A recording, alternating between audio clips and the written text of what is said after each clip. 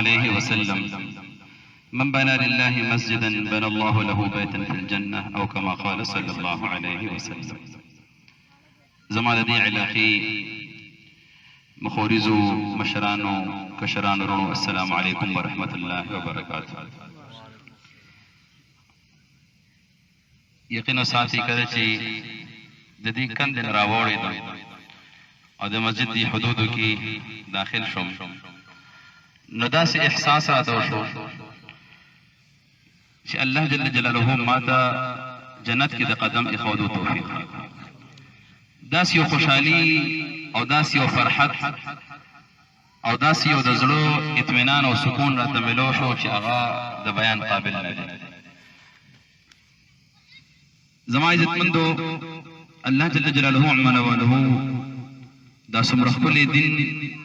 چې په ټول عالم کې خور کړی د دې بنیاد دا صرف او صرف مساجد دي. رسول الله صلی الله علیه وسلم په زمانه کې نبی علیه الصلاة والسلام ټولې فیصلې د جهاد دپاره څومره جماعتونه او څومره صحابه کرام کوم ځای ته لېږل د تعلیم او تبلیغ دپاره څونه صحابه کرام کوم ځای ته لېږل د هغې واپسې راتلل نبي علیه الصلاة والسلام ته واپسې کارګزاري اورول د تعلیم او تعلم حلقې د ذکر حلقې د عبادت او د اعتکاف حلقې د ملمنو د وفودو سره ملاقاتونه حتی چې د کافرانو جیلخانې هغه رسول الله صلی الله علیه وسلم په مسجد کې موجود وي. یعنې د دین څومره کار چې و هغه د نبي علیه الصلاة والسلام په دې مسجد کې موجود و. اوس سوال دا دی چې د نبي علیه الصلاة والسلام مسجد څومره آباد و؟ آیا د نبي علیه الصلاة والسلام د مسجد لنټرو د نبي علیه الصلاة والسلام د مسجد په 100 کیلومیټره باندې و لکه څنګه چې اوس دی؟ نه، د نبي علیه الصلاة والسلام د مسجد تاسو حقیقت ووایم 8 هجرې پورې د نبي علیه الصلاة والسلام په مسجد کې ډیوه قدرې نه وبلل شوې. ډیوه چې داسې یو څیز دی چې یو عام د ضرورت څیز لیکن دومره غربت او دومره یو د سهولت فقدان چې د نبي علیه السلام په مسجد کې ډیوه وبلېږي او دومره پورې صحابه کرام فرمایي وی د نبی علیه الصلاة والسلام د مسجد دا سفر دا دومره ښکته و چې د ښکته وجې نه زمونږ کپړې به م غټې وي نری کپړې را سره وي نه او مزدورداره خلک وو په خپلو ملادانو په لاسونو به م کارونه کول نو د هغې چې کله خوله به راغله نو په مسجد کې به یو قسم له بوی شو. نو نبي علیه الصلاة والسلام وفرمیل چې کوم انسان د جمعې مانځه ته راځي دا انسان د جمعې په ورځ غسل خامخا کوي بلکې بعض علما لیکي اوس خو صرف سنت په هغه زمانه کې غسل واجب و د نبي علیه الصلاة والسلام د دې خبرې د وجې نه او دومره کچچت چې صحابه کرام فرمایي کله به چې مونږ بس دې حالت داسې حالت و چې په خټو کې به زمونږ تندی پروت لیکن د هغې نه باوجود د نبی علیه الصلاة والسلام د مسجد نه الله خیر خوری. دا تفصیل مې ځکه وکړو چې ریاض زمونږ ملګری دی الله یې زندګۍ کې برکت واچوي. ما ته یو هفته به مخکې راو هغې نه مخکې ما سره ملاقات کړی ما زه مسجد جوړوم ما ورته معاذ بن جبل رضی الله تعالی عنه یو داسې صحابي دی چې ده ته سید العلماء لقب ویلی شي. زه دا خواهش لرم چې د دې مسجد نه علما تیار شي او حافظان تیار شي معنی مې د سید العلماء کې د الله به ان شاء الله د دین ټول عالم کې خیر خوري. د هغه جذبې ته چې ما وکتو نو زړه کې مې سوال راغو چې یو شاړه علاقه ده یو څو کورونه دي د دې نه به څنګه خیر خوري لیکن دغه حدیث مې ذهن ته راغو چې نبی علیه الصلاة والسلام مسجد کې د ډیوې درک نه لګي د سهولیات فقدان لیکن د هغې نه باوجود الله جل جلاله د هغې نه ټول عالم کې خیر خوري ان شاء الله العزیز. د دې مسجد نه به الله په ټول عالم کې خیر خوري ان شاء الله العزیز. بیا چې کله یو صحابي راځي او ډیوه بلئ د نبي کریم صلی الله علیه وسلم په مسجد نو دا موتا ته یو عجیبه سبق راکوي. نبي علیه الصلاة والسلام هغه ته ارشاد وفرمایلو نورک الله کما نورت الاسلام الله دې تعالی داسې رڼا او نور درکړي څنګه چې تا اسلام ته نور او رڼا ورکړه ګوره مسجد کې رڼا بله کړه، لیکن نبی علیه السلام ورته وفرمایل چې تا اسلام ته رڼا ورکړه. یعنی مسجد کې کوم انسان چې پیسه خرج کوي او خپل مال خرج کوي، خپل طاقت او قوت خرج کوي، د دې انسان دا مال طاقت او قوت ډایرکټ په اسلام باندې لګي. دا انسان دا خو ما په یو علاقه کې مسجد باندې ولګېدو، نه، دا فورا د اسلام مدد دی، دا د الله جل جلاله مدد دی. او دې نبی علیه السلام ډېر عجیبه وکړه. بیا ورته وفرمیل که چېرې زما لور نو تا دومره ښېګړې کار کړی دی چې ما به خپله لور تاله په نکاح باندې درکړی، ما به خپله لور تاله په نکاح باندې درکړی وه. یو زما دو بیبیانې دي، اجازت راته راکړه واده وکړم، دا به ورته واده کړم. زما لپاره دا مساجد دا د الله جل جلاله په دې کې څه کېږي؟ مسجد کې منځونه او اودسونه کېږي. او یقین وساته کله چې دا به یقین وساته کله چې انسان حدیثو کتابونه وګوري چې په دې جماعت باندې، په دې منځ باندې، په دې اودس باندې، په دې چاردم باندې الله جل جلاله څه ورکړي. لکه مشکات شریف کې یو حدیث می کتو رسول الله صلی الله علیه وسلم او فرمایي چې کله یو انسان صرف چاردام کوي، دې چاردام سره نبی علیه السلام فرمایي چې کله دا انسان لاسونه وینځي موږ ته خدا ښکاري چې لږه شانه بم پې ور واچول، لیکن نبی علیه السلام فرمایي چې دې لاسونو پورې د دې انسان څومره ګناهونه انخطي او هغه ټول ګناهونه ورته الله جل جلاله معاف، حتی چې نبی علیه السلام فرمایل من تحت اظفاره، وې د دې انسان د دې نوکونو لاندې که چېرته ګناه انخطي وي هغه هم ورته الله جل جلاله معاف. او چې کله دا انسان په دې خوله کې اوبه واچوي نو د دې خولې څومره ګناهونه چې د انسان کړي دي نبی علیه السلام فرمایي د دې انسان د خولې ټول ګناهونه الله جل جلاله معاف. او چې کله دا انسان په دې پوزه کې اوبه ور واچوي نو نبی علیه السلام فرمایي د دې پوزې الله جل جلاله ټول ګناهونه معاف. او چې کله دا انسان مخ ووینځي نو د مخ وینځلو سره نبی علیه السلام فرمایي د مخ ګناهونه، او خاص طور باندې ترمذي شریف حدیث دی چې د دې انسان د سترګو څومره ګناهونه شوي وي الله جل جلاله د دې انسان د سترګو ټول ګناهونه معاف. او نبی علیه السلام فرمایي چې کله انسان د سر مسه کوي نو د سر څومره ګناهونه چې الله جل جلاله زمونږ سوچ غلط، زمونږ فکر غلط، دغه ټول د سوچ او د فکر ګناهونه الله جل جلاله معاف. او چې کله انسان د خپې ووینځي نو د دې خپو نه څومره ګناهونه چې شوي دي نبی علیه السلام فرمایي په دې خپو باندې دا انسان تللی دی د ګناه کار یې کړی دی نو د ګناه دغه کار ورته الله جل جلاله معاف کړي حتی یخرج نقیا من الذنوب. نبی علیه السلام فرمایي چې کله دا انسان چاردام کوي نو دې د ګناهونو نه بالکل صفا سوتره راوځي.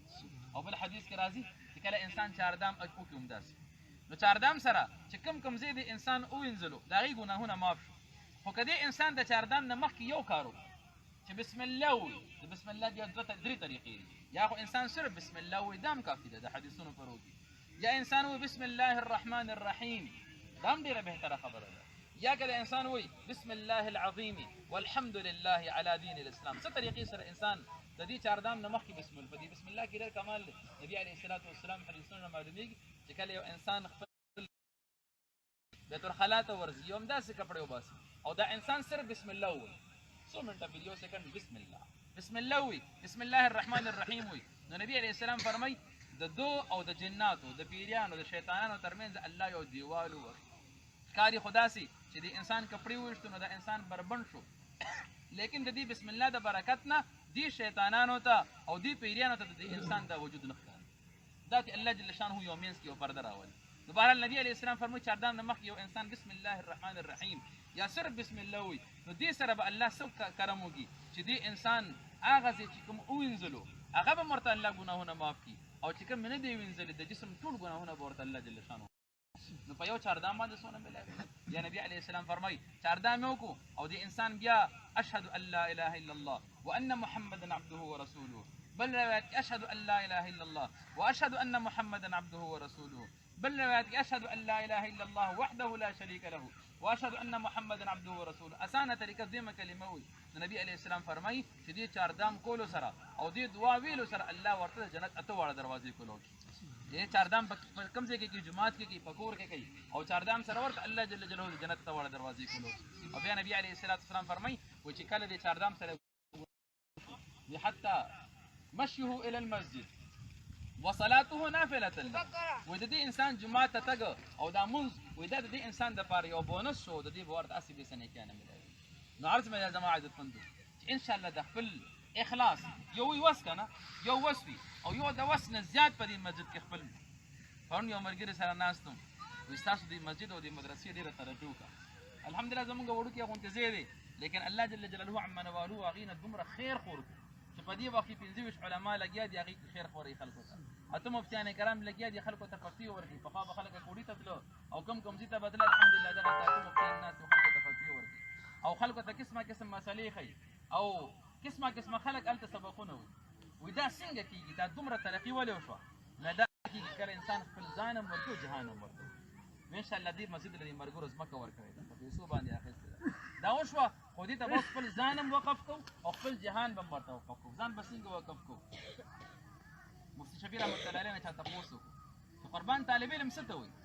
هغه ورته طالب علم هغه ته وي چې دا غټ ټول ورځ په سوچ کې د علم څه مسله وي بس سوچ کوي چې دا مسله بس څنګه حل کیږي دا مسله بس څنګه حل کیږي نو دې محلي او د دې علاقې د خلکو نه زما درخواست چې دا مسجد چې څنګه انسان د خپل کور د لپاره سوچ کوي الله کا 15000 مې وګټل راځه پدې کې به دروازه خو لګي کنه شپږ زره مې وګټلې یاره کشتونه به والله واتم یاره دا به کوم یا دا به کوم نو یا ساتي تا چې په خپل کور پیسې ولګولې بس په خپل کور باندې ولګي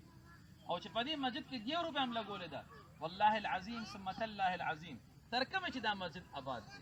تر کومه چې دا مسجد آباد دی او په دې مسجد کې څومره خلک منځونه کوي او څومره خلک اودسونه کوي او څومره خلک تلاوتونه کوي او څومره خلک اعتکافونه کوي او څومره خلک الله الله کوي ذکرونه کوي او څومره خلک سبقونه زده کوي تا پکې روپۍ 2 روپۍ لګولې ده لیکن تر قیامت پورې به الله تعالی دې اجر درکړي تا ته به الله دې اجر درکړي اعظم استاد محترم به یو خبره کوله وي دوه قسمه خلک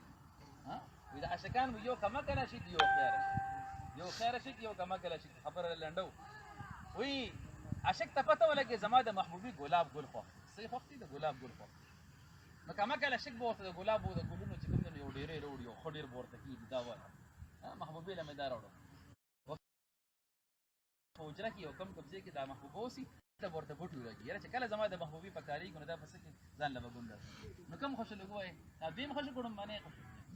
یو خدای چې مونږه پښتون خیرات ته وي دیګونه پاخه وینه پلار بخل یو نه نیکه بخل دا غسي دا یو عارضی خیرات لیکن بهترین خیرات د چا پلار وفات شوی دی د چا مور وفات شوی ده یقینا سات زموږ د مسجد په باندې خلک دا سره یو نه راغله 45 روپے راوړي 100 روپے 45 روپے او بار یو ماشوم لور کې استاد ته زما طرف نه پکې دا ولګا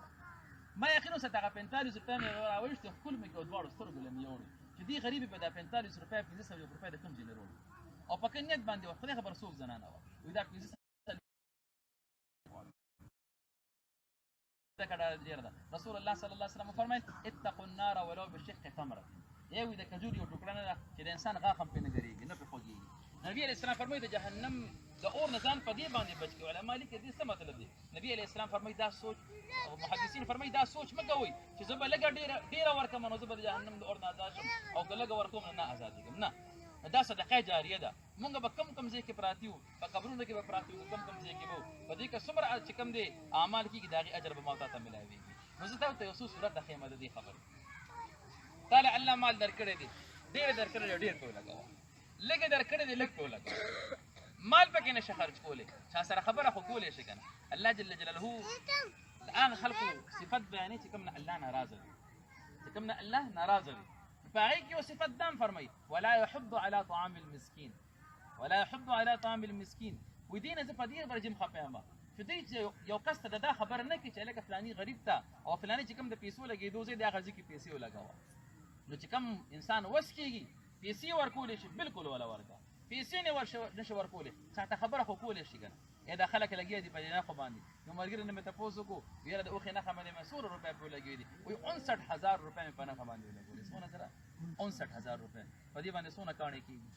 هغه مونږ لګیو هغه دکاندار سره ناس ته ول راغو یو جوړه راکاو څه د پاره پکار ده وي مړ وي ډنډ کیلو کوم وي ډنډ کیلو کوم وي ډنډ کی سنگل وکي نو مړ د اوخه واده مې دی هغه لاوه نو دا ټول زمونږ رواجونه فزول بجای د چې هغه رواج کې مې پیسې مونږ لګو هغه ټول پیسې مونږ ورو په مسجد کې لګاو ان شاء الله په خپل پیسې ورکول شي ورکا په خپل پیسې نه ورکول یار سره دوست سره کومګری ستاسو بار ملکی دی یو بل خبر کا ډېر خلک داسې چې پیسې ورکول والا دي هغوی ته ځای نه معلوم دا هم نشي کولی الله دله مټې درکړي دي الله دله طاقت درکړی قوت درکړی دی راشه پکې هلکه استاد جي زه به ته ګلکار راوله دا جړي به ورسره انشاءالله زه کوم او زه به تا نه هېڅ نه لرم داسې خلک هم شته یو ګلکار کار وکړو زموږ مسجد کې نو 2 ورځې کار دی پیسې استاد جي څونه شوي وایي 1000 روپۍ شوي ستاسو خو 1200 دیاړي ده وایي دا نورې ما ټولې مسجد ته پرېښو دا 1000 روپۍ راته راکړه نو داسې کولی شو که نه انشاءالله که نه جمعه په جمعه خو به داسې کوو که نه انشاءالله او یا که دا هم نشو کولی کمزورې نو آخري کار راته هغه دا دی چې روزانه په دعا کې یا الله دا مسجد دی دا ستا کور دی یا الله په خپل فضل باندې آباد دا به کوو که نه انشاءالله واده را سره کوئ که نه انشاءالله دا به ډېر زر جوړ شي اوس مونږ کېناستو انشاءالله څو میاشتې پس په تاسو ګورئ د الله دا کور به د الله په فضل باندې آبادېږي زما په پیسو باندې نه آبادېږي الله زما پیسو ته ګورئ محتاج نه دی ځینې غریبو علاقو ته بلوچستان ته زموږ تشکیل شو مولانا صاحب کورونه داسې کچه چې دروازې هم نشته خو داسې پاخه ښکلي مسجدونه ورته الله جوړ کړي چې حیران بچې ورته نو الله زما په پیسو باندې زما پیسو ته محتاج نه دی زما مال ته محتاج نه دی کو دې لګوله خو دې ګټله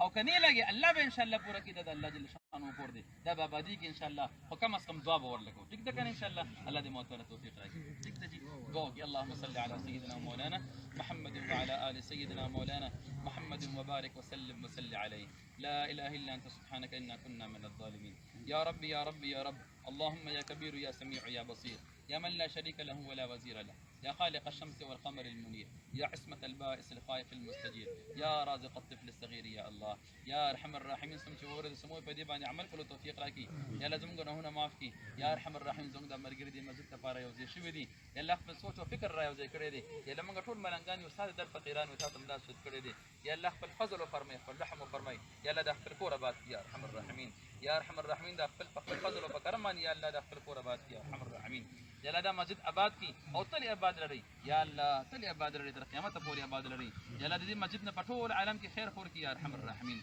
یا الله دې مسجد نه ټول عالم کې خیر خور کی یا أرحم الراحمين دې محلي بچي